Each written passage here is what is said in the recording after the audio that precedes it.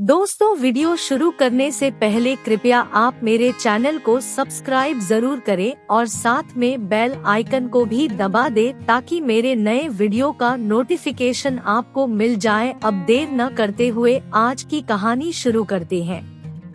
दोस्तों, साधु संतों के वचनों का कितना महत्व होता है और उनके वचन कितने अनमोल होते हैं, आज की गुरु नानक देव जी की साखी में आपको पता चलेगा।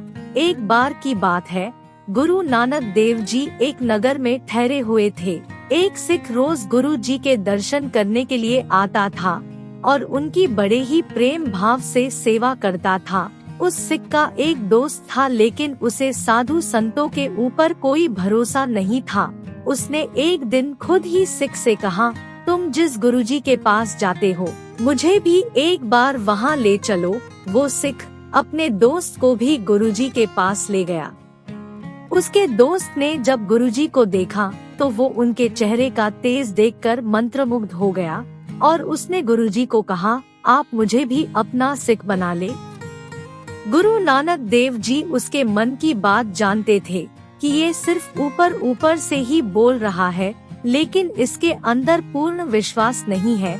गुरु नानक देव जी ने कोई जवाब नहीं दिया। कुछ दिनों के बाद वो आदमी फिर गुरुजी के पास आया और उनको बोला, मुझे अपना सिख बना लो। गुरु नानक देव जी ने कहा, ये रास्ता बहुत कठिन है, तुम ये नहीं कर पाओगे। लेकिन वो आदमी गुरुजी से बार बार प्रार्थना करने लगा। इसी तरह वो आदमी बार बार गुरुजी के पास सिख बनने की प्रार्थना लेकर आने लगा।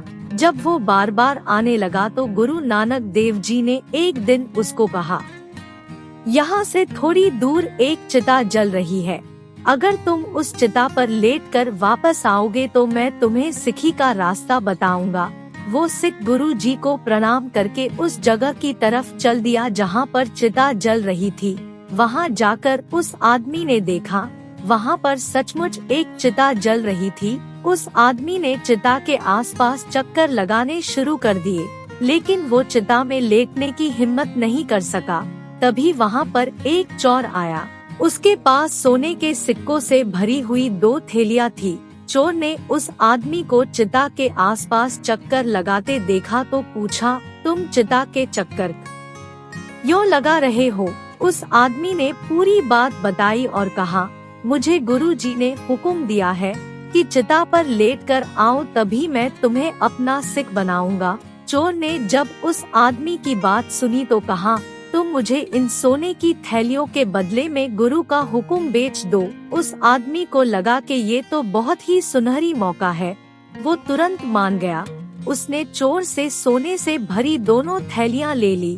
चोर ने उसी समय गुरु जी का नाम लेकर चिता में छलांग लगा दी। जैसे ही उसने चिता में छलांग लगाई, उसी समय स्वर्ग लोक से देवदूत उसको लेने के लिए आ गए और चोर को पुष्पक विमान में बिठाकर अपने साथ ले गए।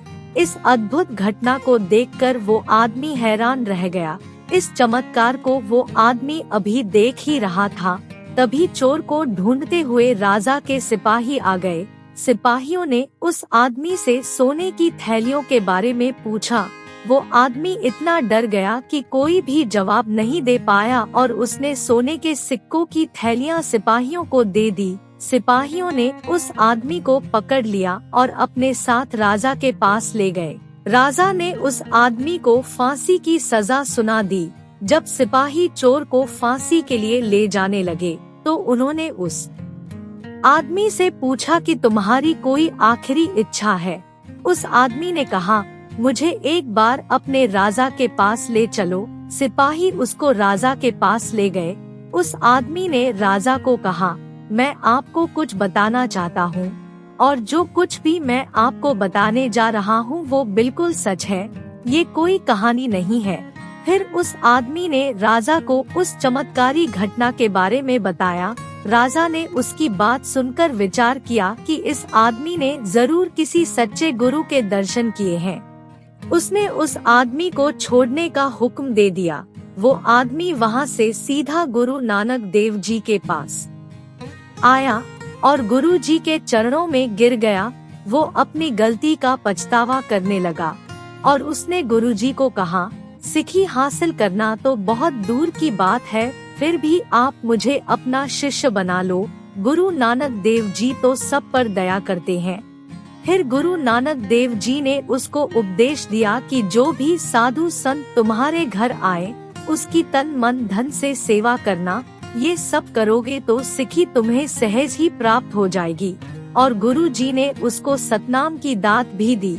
दोस्तों, इसी तरह अगर सच्चे गुरु के पास कोई शंका लेकर भी जाता है, तो भी गुरु इतने दयालु होते हैं कि ऐसे लोगों का भी उद्धार कर देते हैं।